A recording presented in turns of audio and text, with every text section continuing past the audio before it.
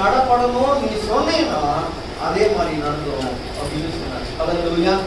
ஆண்டவர் சொல்றார் லூக்கா 17ஆம் அதிகாரம் 5-6 வசனங்கள்ல, எங்கள் விசுவாசத்தை வர்த்திக்க பண்ணும் அப்படின்னு சீஷர்கள் கேட்ட பொழுது ஆண்டவர் அவர்களுக்கு அப்படியே அந்த விசுவாசத்தை வர்த்திக்க பண்ணி ஆண்டவர்கள் பலத்த கிரியைகள் செய்யும்படியாக பின்னாலே செய்யும்படியாக கர்த்தர் கிருபை தந்தார். இப்போ நீங்க வாயை திறந்து சொல்லுங்க, கர்த்தர் என்னுடைய விசுவாசத்தை வர்த்திக்க பண்ணுவா. நீங்க கேளுங்க வாயை திறந்து, ஆண்டவரே என்னுடைய விசுவாசத்தை வர்த்திக்க பண்ணுங்க.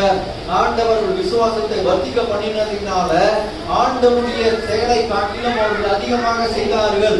ஒரு பிரசங்கம் பண்ணும் போது 3000 பேர் ரட்சிக்கப்பட்டாங்க. இன்னொரு பிரசங்கம் பண்ணும் போது 5000 பேர் ரட்சிக்கப்பட்டாங்க. பேதுரு நடந்து போகும்போது நிழல்பட்டாலே சுகமானாங்க.